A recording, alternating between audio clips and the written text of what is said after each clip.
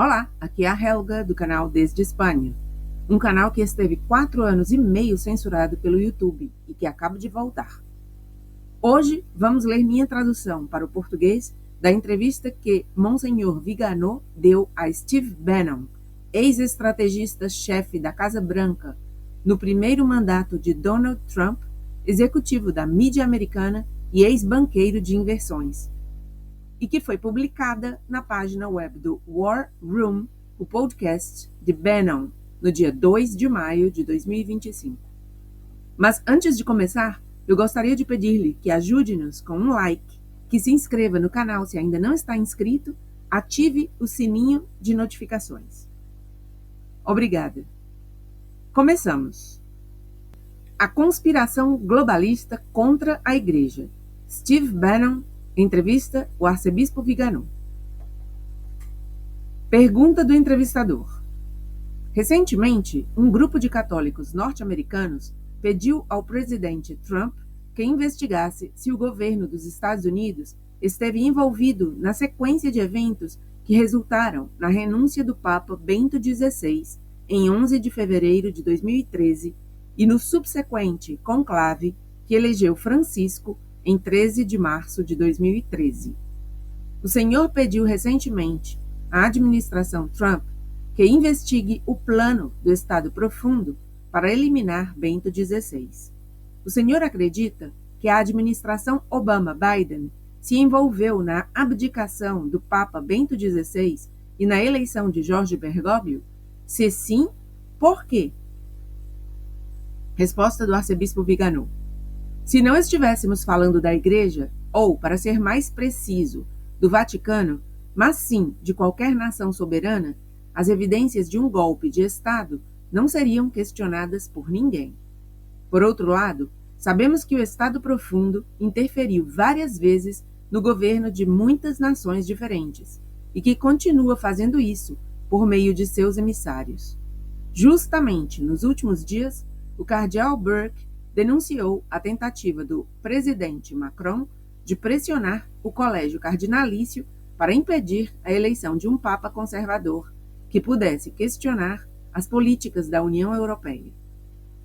A partir dos e-mails de John Podesta, publicados pelo Wikileaks, sabemos que o esquema adotado na esfera civil para fomentar as revoluções coloridas também foi servilmente replicado na esfera eclesiástica. O modus operandi é o mesmo. O Estado Profundo financia movimentos ideológicos e grupos de pressão social por meio da USAID e de outras agências governamentais para simular uma dissidência contra o magistério da Igreja Católica e, assim, pressionar a hierarquia a adotar reformas, sempre em um sentido progressista. Ao mesmo tempo, a parte da hierarquia cúmplice dessa operação subversiva utiliza essa dissidência virtual para legitimar reformas que ninguém pediu: sacerdócio feminino, legitimação da sodomia, aparente democratização da autoridade por meio da sinodalização do papado monárquico, etc. Portanto, tudo se baseia na falsa premissa de que existe um problema criado artificialmente e que não é, de forma alguma, percebido pelo povo cristão, que pode ser remediado com a solução oferecida, que, em condições normais, nem sequer seria considerada. Tal interferência no governo da Igreja Católica chegou ao ponto de se teorizar a necessidade de substituir o então pontífice reinante, Bento XVI, por um emissário do Estado Profundo, que colocaria em prática seu plano subversivo. E foi exatamente isso que aconteceu pouco depois. Bento XVI foi forçado a renunciar. Jorge Mário Bergoglio foi eleito no conclave, entre aspas, de 2013. E esse jesuíta argentino efetivamente cumpriu as ordens que havia recebido. Observo também, de passagem, que por trás desse panorama perturbador há um elemento constante. Todos os protagonistas do golpe pertenciam à elite pedófila. De Obama a McCarrick, Hillary Clinton, John Podesta, os Biden. Portanto, é absolutamente essencial que a nova administração dos Estados Unidos, na qual o vice-presidente Vance é um católico praticante, investigue esses aspectos e traga à luz como as administrações anteriores estiveram envolvidas. Sabemos que foram cúmplices e promotoras não apenas do golpe vaticano, mas também de outras operações externas e internas semelhantes. Penso, em primeiro lugar, na fraude eleitoral de 2020. Uma vez que as evidências e os nomes dos culpados estejam disponíveis, a hierarquia católica não poderá ignorar fatos de relevância política com a desculpa de que se trata de questões meramente canônicas. Pergunta do entrevistador, Steve Bannon. Quem o senhor acredita que desempenhou um papel fundamental nesse golpe? Como a evidência de interferência estrangeira em uma eleição papal afetaria, na prática e no plano canônico, a Igreja Católica? Responde o arcebispo Viganò. Esse golpe faz parte de um golpe global mais amplo, organizado pelo lobby subversivo da esquerda woke no fronte ideológico e pelo Fórum Econômico Mundial no fronte financeiro. Seu objetivo é a destruição de toda forma de resistência contra o estabelecimento da nova ordem mundial, a implantação de governos totalmente controlados por uma elite de tecnocratas e o estabelecimento de uma nova religião da humanidade que forneça fundamentos doutrinários e morais para a distopia globalista. Na mente desses criminosos devotos do anticristo, porque é do reino do anticristo que estamos falando, Bergoglio seria o primeiro papa da nova Igreja Ecumênica e Sinodal preparada desde o Vaticano II. E é precisamente por causa dessa total heterogeneidade, até mesmo em relação aos seus predecessores imediatos, e mesmo aos mais progressistas entre eles, que não se pode considerar Bergoglio como um papa da Igreja Católica. Está claro que, se for possível demonstrar essa interferência no conclave de 2013, isso implicaria a nulidade da eleição e a ilegitimidade do papado de Bergoglio. Isso seria, de fato, um grande reinício, pois anularia todos os atos de magistério e governo de Bergoglio, desde suas encíclicas heréticas até suas nomeações de bispos e cardeais. Até que comece o próximo conclave, é essencial verificar se os membros do colégio cardinalício são realmente legítimos, pois qualquer um que pretenda ser eleito papa por esse conclave terá sua legitimidade comprometida. Pergunta de Steve Bannon.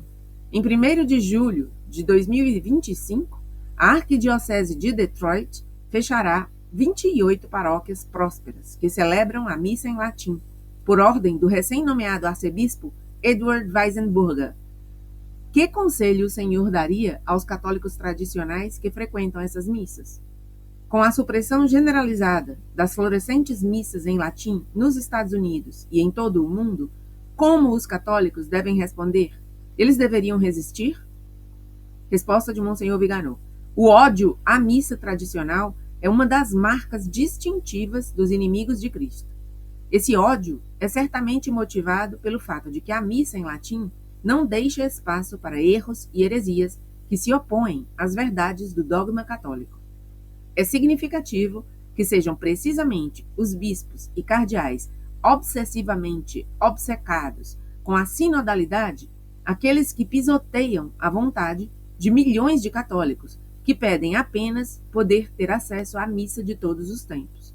Isso revela o engano daqueles que se enchem a boca com slogans altissonantes sobre a participação ativa dos fiéis, actuosa participatio, e sobre o papel dos leigos na Igreja, tão proclamado pelo concílio, com o único objetivo de tirar a autoridade dos bons pastores e transferi-la para os novos tiranos. Os fiéis católicos, e com eles os sacerdotes, bispos e religiosos, têm o direito de não ser fraudados da missa apostólica que Nosso Senhor confiou à Igreja para que a preservasse e a transmitisse sem mudanças arbitrárias. Esse direito já existia antes da imposição do Novus Ordo por Paulo VI e foi reafirmado pelo motu proprio Summorum Pontificum de Bento XVI, que não por acaso Bergoglio praticamente suprimiu com a Traditionis Custodes.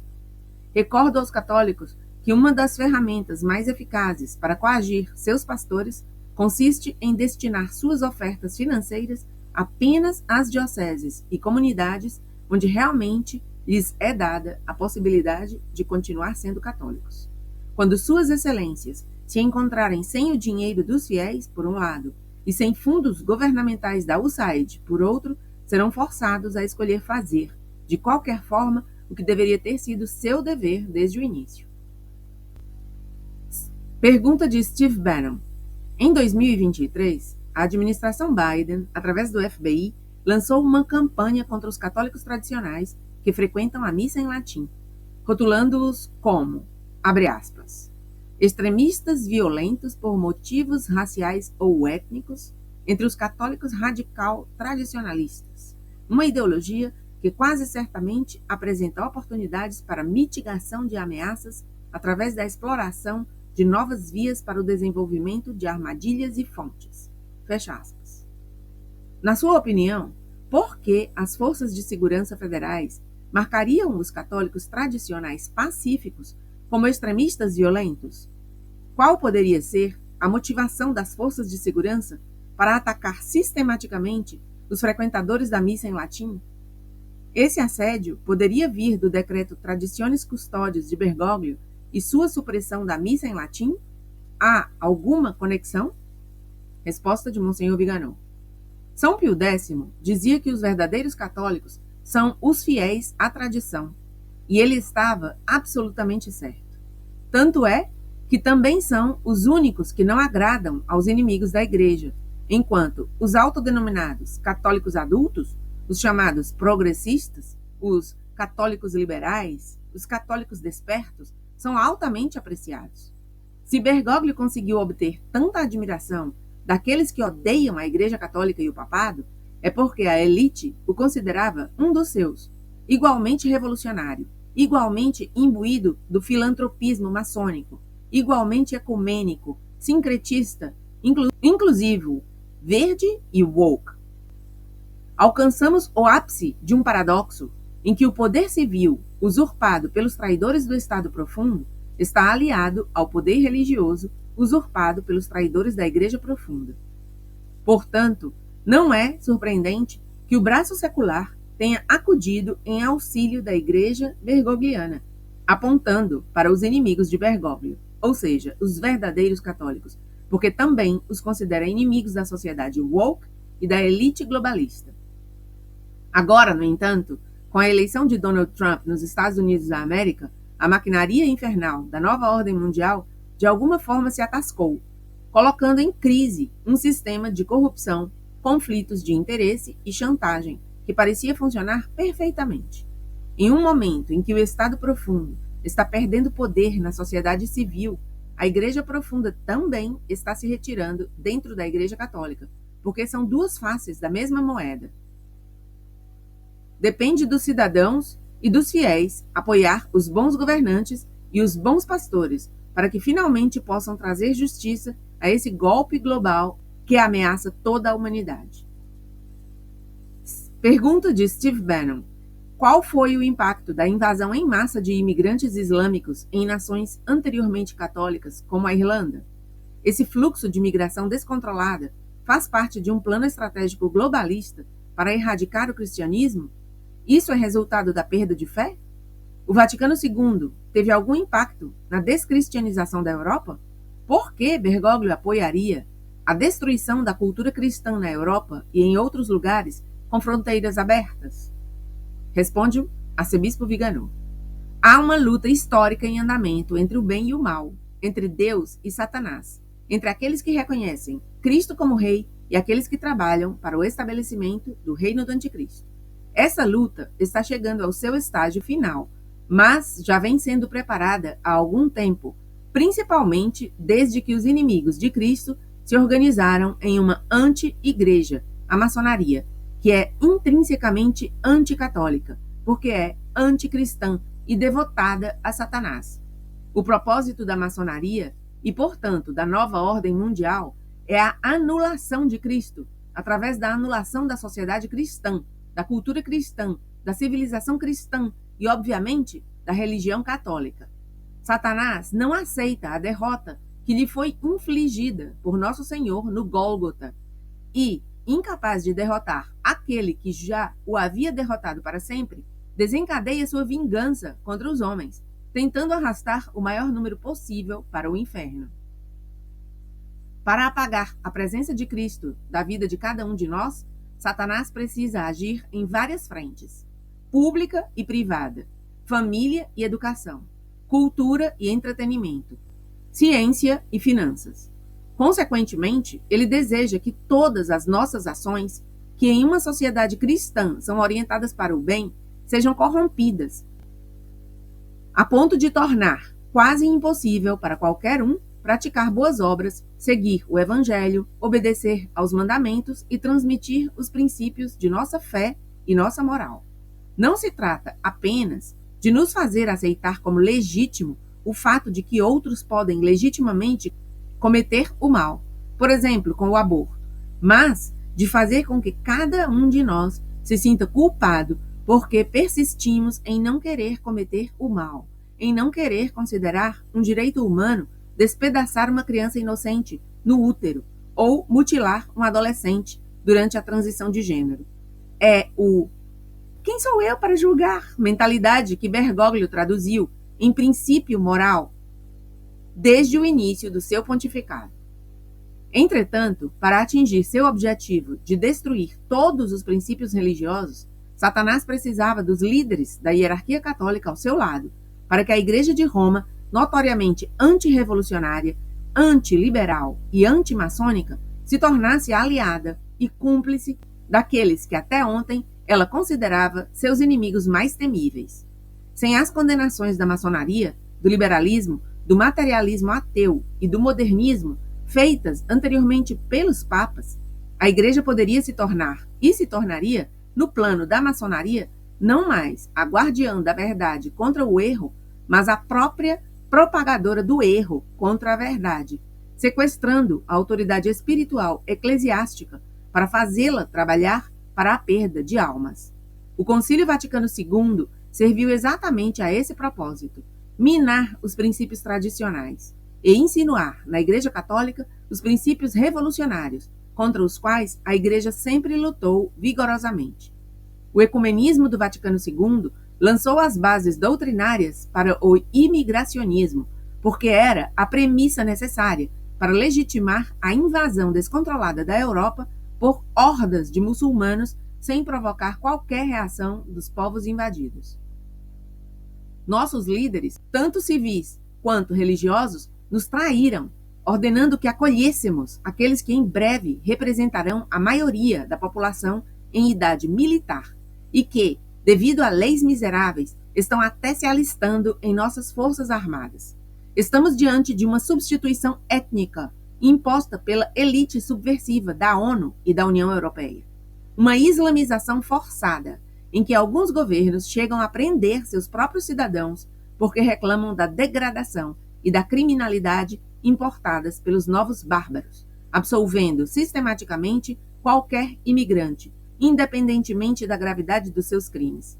É claro que a cumplicidade da Igreja de Bergoglio foi decisiva neste plano de destruição social, e Bergoglio terá que responder por isso diante de Deus e do tribunal da história. Mas isso não é tudo. Os muçulmanos que vêm para a Europa, acreditando que podem sujeitá-la à lei Sharia, não sabem que há um terceiro protagonista, que conhecemos bem, que está intencionalmente provocando um conflito étnico e religioso entre o cristianismo e o islamismo, porque uma guerra civil e religiosa nos países ocidentais legitimaria novas restrições às liberdades fundamentais e permitiria a proibição de todas as formas de culto externo em nome do respeito mútuo. Pergunta de Steve Bannon. Em sua longa carreira como diplomata do Vaticano, o senhor já viu um papa menosprezar publicamente um líder político, da mesma forma que Bergoglio fez quando chamou Trump de anticristão durante uma campanha política? Acha que essa declaração foi parte de uma estratégia globalista para minar a eleição de Trump ou simplesmente a opinião pessoal de Bergoglio? Resposta do arcebispo Vigano.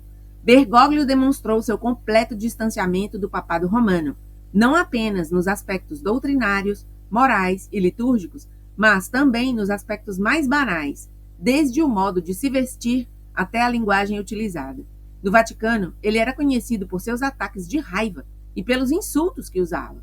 Cada gesto de Bergoglio tinha como objetivo causar constrangimento e escândalo, quebrar o protocolo e estabelecer um precedente para novas e mais sérias violações das normas cerimoniais. Seus comentários aparentemente espontâneos serviram para remover a formalidade e, portanto, a autoridade das declarações do Papa e atribuí-las a ele mesmo, de modo que não era o Papa quem estava falando, mas ele. Ao mesmo tempo, as atrocidades e os absurdos que o ouvimos proferir, principalmente os ataques ao presidente Trump, que ele nem se deu ao trabalho de esconder, sempre foram desculpados por não serem parte oficial dos documentos papais, para que ele pudesse transmitir a mensagem sem ter que assumir total responsabilidade por ela. Tal discurso dúbio era repugnante para qualquer verdadeiro católico, demonstrando, mais uma vez, que Bergoglio considerava o seu papado como uma propriedade que ele se sentia no direito de usar contra o papado católico. Bergoglio nos foi imposto como o Papa da elite, como o líder da anti-igreja globalista, e, como tal, sempre exigiu obediência e submissão. Ele foi o pregador da indiferença religiosa, do relativismo moral, das reivindicações pauperistas da igreja amazônica e do lobby LGBTQ. Quando Bergoglio abria a boca, ele falava como um ventríloco de Davos. Suas condenações não eram condenações católicas, assim como seu apoio a ditadores, criminosos, abortistas e pervertidos de todos os tipos não representava aprovação católica. Ser alvo das invectivas de Bergoglio é, portanto, motivo de orgulho, e os católicos americanos entenderam isso muito bem, votando em Trump, apesar da propaganda dos jesuítas, da Conferência Episcopal dos Estados Unidos e das ONGs autoproclamadas católicas. Pergunta de Steve Bannon: qual é a melhor maneira de lidar com a atual crise na Igreja Católica, criada pelo tumultuado regime de 12 anos de Jorge Bergoglio? Antes do próximo conclave papal, que medidas os cardeais eleitores devem tomar para evitar uma repetição do regime de Bergoglio? O senhor está preocupado que a máfia 2.0 de St. Gallen queira manipular o conclave para eleger um candidato que continuará a destruição sinodal radical da Igreja Católica? Resposta do arcebispo Vigano: o que Bergoglio e seus cúmplices conseguiram realizar nos últimos 12 anos constitui um desastre de proporções imensas, embora a destruição do edifício católico tenha começado muito antes. Bergoglio levou os princípios do Vaticano II às últimas consequências. Sua sinodalidade é uma versão atualizada do princípio subversivo da colegialidade episcopal da Lumen Gentium do Vaticano II. Por esta razão, Bergoglio sempre se considerou, com orgulho, um fiel executor do concílio, pois este também, como Bergoglio, conseguiu impor-se por meios pastorais, isto é, precisamente no momento em que se declarou não dogmaticamente vinculativo para os fiéis católicos. O maior dano que Bergoglio causou foi por meio de suas nomeações. Toda a Cúria Romana e as conferências episcopais estão agora infestadas por seus cortesãos, protegidos pela camarilha de McCarrick e dos jesuítas. Esse lobby subversivo tirou sua máscara, e isso abriu os olhos de muitas pessoas que não estão mais dispostas a ratificar as decisões de uma autoridade que não responde nem a Deus nem à Igreja. Para resolver a crise atual, é necessário primeiro investigar a interferência ocorrida no conclave de 2013 para determinar se a eleição de Bergoglio foi manipulada pelo Estado Profundo dos Estados Unidos e pela máfia de St. Gallen. Se isso realmente acontecesse, Bergoglio nunca teria sido validamente eleito Papa e, portanto, o número atual de 136 cardeais eleitores, um número maior do que o permitido pelas regras que regem o conclave, seria reduzido para 28, ou seja, apenas para os cardeais criados por João Paulo II e Bento XVI. Se o conclave pudesse redescobrir sua legitimidade canônica dessa maneira, daria maior autoridade ao homem eleito Papa, que não mais seria sobrecarregado por dúvidas sobre sua nomeação. Até que as sombras que pairam sobre a legitimidade de Bergoglio sejam dissipadas, a autoridade do conclave ficará comprometida. Pergunta de Steve Bannon. Na sua opinião, qual é a maior ameaça que os Estados Unidos enfrentam hoje?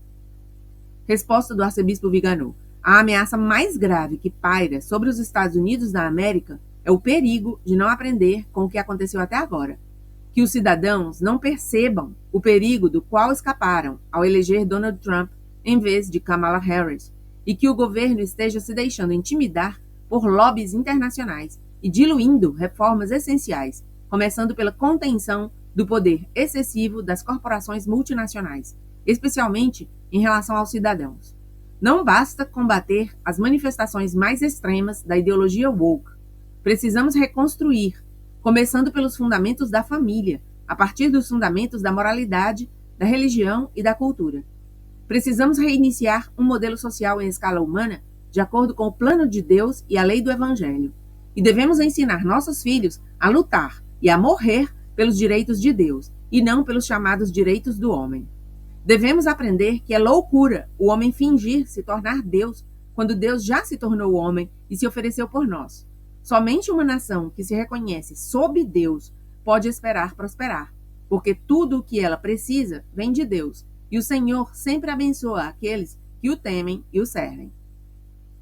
Assinado Carlo Maria Viganò, arcebispo, ex-núncio apostólico nos Estados Unidos da América, em 30 de abril de 2025, Santa Catarina de Sena, Virgem. E assim termina a entrevista de Monsenhor Viganò a Steve Bannon.